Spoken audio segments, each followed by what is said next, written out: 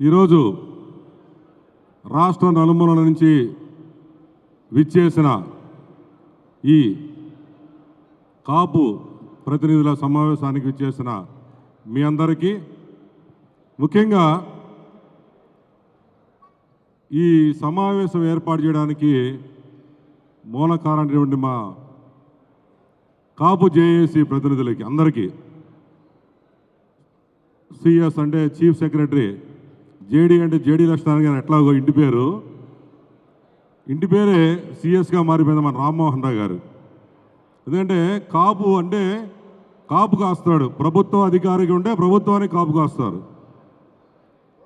మన వాళ్ళకు దురదృష్టవశాత్తు కొంతమంది పార్టీల్లో వాడి కొమ్ము కాస్తుంటారు, ఆ పార్టీ అధినేత రెడ్డికో కమ్మోడికో. మన వాళ్ళు మంచి అధికారులుగా పనిచేసి ఎలాంటి అవినీతి ఆరోపణలు లేకుండా చీఫ్ సెక్రటరీ స్థాయిలో రామ్మోహన్ రావు గారు, అట్లాగే మంగబాబు గారు, రంగిశెట్టి మంగబాబు గారు జిఎస్టీ ఆఫీసర్గా కమిషనర్గా వారు, ఇంకా చాలామంది ప్రముఖులు ఉన్నారు. వీరందరూ ఈసారి జేఏసీకి గౌరవ సలహాదారుడిగా సూచనలు ఇస్తూ ఉండడం అనేది కాపు జాతి అదృష్టంగా భావిస్తున్నాం. ఒకసారి వారికి గట్టిగా క్లాప్స్ కొట్టవలసింది కోరుతున్నాం. అరే ఈ కాపు జాతి ఎంతమంది ఉన్నాం, దిశానిర్దేశం చేసేవాళ్ళు లేడు. ఎవడికాడు జేఏసీలు పెట్టుకుంటూ ఈ పరువు తీస్తున్నారు కాపులకి. మొన్నటి వరకు కాపునాళ్ళు దాదాపు 20 ఉన్నాయండి కాపునాళ్ళు. నాకే కాపునాళ్ళు లేదు, నాకేం లేదు, మా అందరికి కూడా.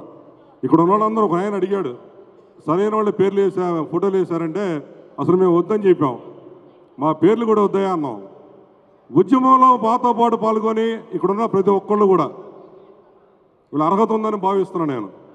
దాంట్లో ముఖ్యంగా మా రామకృష్ణ గారు మా అందరికంటే వయసులో పెద్దోడు, కాపు ఉద్యమంలో ముద్రడి గారితో పాటు పనిచేస్తున్నాడు, మా ఉద్యమంలో జైలుకి వెళ్ళి వచ్చినాడు. మరి వీళ్ళందరూ ఒక్కొక్కళ్ళు ఒక్కో రంగంలో ఉన్నోళ్ళే. ఇంతమంది నిస్వార్థంగా ఏ రాజకీయ పార్టీలో లేకుండా పదవులు ఆశించకుండా మీ అందరి కోసం, ఈ రాష్ట్రంలో ఉన్న నలుమూలలో ఉన్న పేద కాపుల కోసం జాయింట్ యాక్షన్ కమిటీగా ఏర్పడడం అనేది శుభపరిణామం అని నేను భావిస్తున్నా. అలాగే చాలామంది నన్ను అడిగారు, అన్న నాకు అందరితో పరిచయాలని కాబట్టి చెబుతున్నా, ఇదేంటన్నా ఎందుకు పెడుతున్నారు మీటింగ్, ఇది దీనివల్ల ఉపయోగం ఏంటి? మీకు కూడా అనుమానం ఉంది. దయచేసి ఎవరో నిశ్శబ్దంగా ఉండండి అందరూ కూడా ప్లీజ్. అయితే ఈ మీటింగ్ ఎందుకు పెడుతున్నాం మనం? ఈ కాపు ప్రతినిధుల మీటింగ్ అంటే ఏంటి, ఎలక్షన్ ముందే ఎందుకు పెడుతున్నారు అని మీడియా రంగంలో ఉన్నాను కాబట్టి, అన్నిట్లో ఉన్నాను కాబట్టి దానికి సమాధానం చెబుతున్నా. ఇక్కడున్న పెద్దలకు కూడా సూచన ఏంటంటే, మన కోసం మనం నమ్ముకొని కాపు జాతిని బాగు చేయడం కోసం అవసరమైతే దేనికైనా సిద్ధం అంటూ ఇంతమంది వచ్చారు. వీళ్ళందరూ నాయకులు, ఒక్కొక్కళ్ళు 1000 మందితో సమానం. ఆ రోజు తొలి మీటింగ్ పెట్టామంటే 10 లక్షల మంది వచ్చారంటే మా గొప్పతనం కాదు, కాపు జాతి దమ్ముగా నేను చెబుతున్నా. ఆ రోజు తొలిలో 10 లక్షల మంది వచ్చారంటే. ఈసారి ఎలక్షన్స్ ముందు ఈ మీటింగ్ ఏర్పడడానికి కారణం ఏంటి అంటే, నా ఒక జేఏసీ మెంబర్గా నేను చెప్తున్నా, మన వాళ్ళు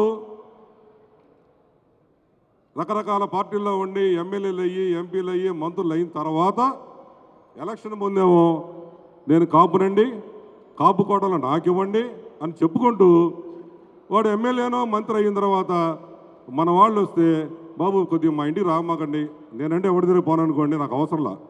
మన వాళ్ళు ఏదైనా పాపం అధికారులు ఎంఆర్ఓనో ఎస్ఐఓ సిఐఓ పోస్టింగ్లో సస్పెండ్లో అయితే, నువ్వు రావద్దు మా ఇంటికి, నాకు ముద్ర పడిపోయింది, అక్కడ మా రెడ్డి గారు ఉన్నాడు వాచ్ చేస్తున్నాడు నన్ను. ఏంటి ఈ దారుణం? నువ్వు ఎమ్మెల్యే సీటుకేమో కాపు కావాలా, మినిస్టర్ అవ్వడానికే కాపు కావాలా, కాపుకు అవసరం వేస్తే నువ్వు పనిచేయవా? ఇది నిజమా కదా చెప్పండి, మీ అందరూ నిజమా కదా? నా ఉద్దేశం కాదు, మీ అందరూ నిజమైతే చెప్పండి కొట్టండి. తెలుగుదేశం గవర్నమెంట్లో ఉన్నప్పుడు నువ్వు ఇస్తానన్న రిజర్వేషన్ల కోసం మేమందరం రోడ్లు ఎక్కితే మా అందరిని ఏం చేస్తారో తెలుసు. నేను టీవీ ఛానల్ పెడితే, అరే వీడు కాపు ఛానల్ పెట్టాడు అని నన్ను ఎన్ని రకాల ఇబ్బందులు పెట్టారు. ఒక రకంగా బాధే. ఇవాళ మన పవన్ కళ్యాణ్ గారు వాడితో కలవడం మనందరికీ బాధే. కానీ తప్పదు, వారు నిర్ణయం తీసుకున్నారు. మేమందరం బాధలు పడ్డాం. రంగా గారిని దారుణంగా హత్య చేశాను. ఆ రోజు పాటలు కూడా ఆ రోజు పాటలు ఏంటంటే రోమాలు లెక్కపొడుచుకుంటాయి, దారుణంగా చంపేశారు రక్తారు కానంటే. నేను హరిరామజోయి గారిని మొన్న అడిగా, ఏదో విషయం మీటింగ్ రావాలంటే 1,00,000 మందితో మీటింగ్ పెట్టబోదాం అంటే, అయ్యా రంగా గారిని చంపిందని నీ ఇంటర్వ్యూలో చెప్పింది నేనే చెప్పాను కదా, వాడే చంపారని, నేను వస్తే బాగుంటుందేమో అన్నాడు.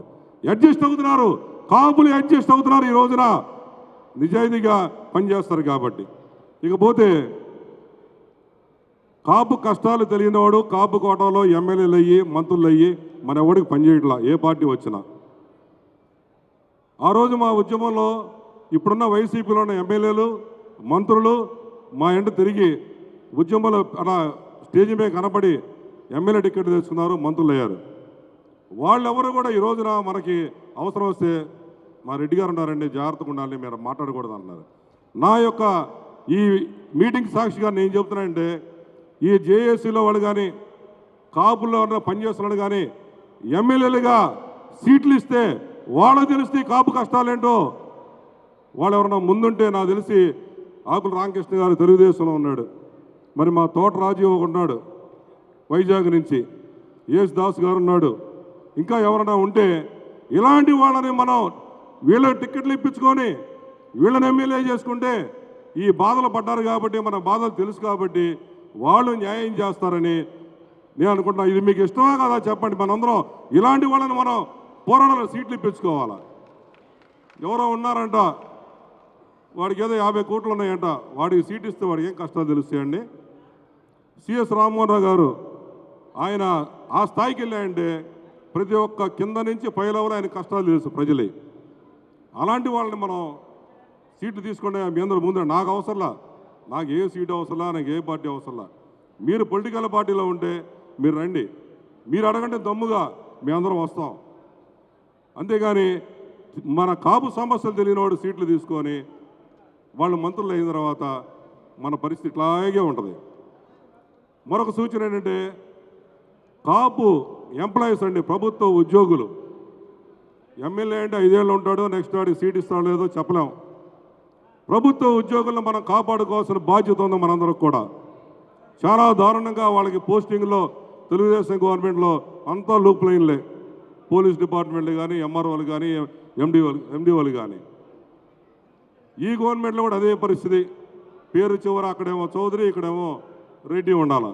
మరి మన జాతి 25% ఉండి మన అధికారుల్ని వాళ్ళ ఇబ్బందులు వస్తున్నప్పుడు ఎవడు మాట్లాడతాడు? వాడు వెళ్ళి వాళ్ళకి అండగా ఎవరుంటారు? చందు జనార్దనం మీకు ఒకటే చెప్తున్నా, ఈ మీటింగ్లో ఈ రాజకీయాలు ఇవన్నీ కాదు, దమ్ముగా పోరాడదాం, ఎక్కడికైనా వెళ్దాం. మన అధికారికి ఇబ్బంది జరిగినప్పుడు ఇవాళ 26 జిల్లాలుంటే ఎంతమంది కలెక్టర్లు మనోళ్ళు ఉన్నారు చెప్పండి, ఎంతమంది ఎస్పీలు మనోళ్ళు ఉన్నారు చెప్పండి. ఈ దిశగా ఆలోచిస్తే ఒక మంచి అధికారి ఇవాళ అక్కడ ఉంటే మనోళ్ళకి న్యాయం చేస్తాడు, మనోళ్ళకి డెఫినెట్గా మన అని న్యాయం జరుగుద్ది. పొలిటికల్ వాడు 5 సంవత్సరాలు ఉంటాడు, నెక్స్ట్ సీట్ వస్తుందో లేదో. కాబట్టి ప్రభుత్వ ఉద్యోగుల కోసం మా జేఏసీ పోరాడుతుందని, వాళ్ళకి ఏ ఇబ్బంది ఉన్నా మేము ఉంటామని మేము తెలియజేస్తున్నాం.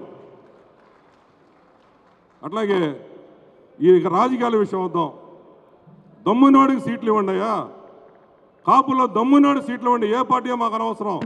అత్యధికంగా మనోళ్ళు ఎమ్మెల్యేలు కావాలని కోరుకుంటున్నా. మరి మన ఆమంచి సోములు గారు ఆయన ఇచ్చేసారు, ఒకసారి గట్టిగా వారికి క్లాప్స్ కొట్టండి.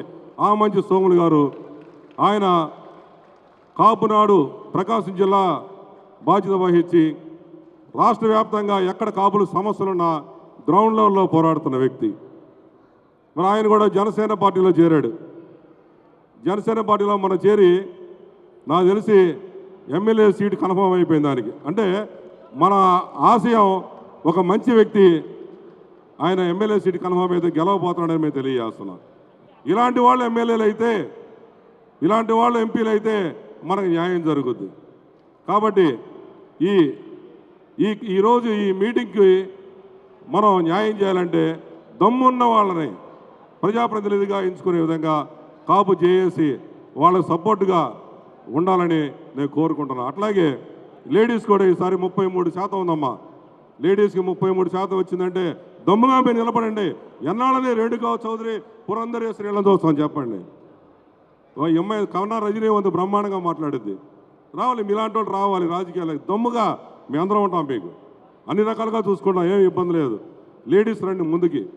33% అంటే కాపులు అక్కడ ఉండాల్సిందే. రెడీ అవ్వండి, ఈసారి సీట్లు కూడా పెరుగుతున్నాయి. కాబట్టి ఈసారి మన ఈ జేఏసీని అద్భుతంగా తీర్చిదిద్దాం.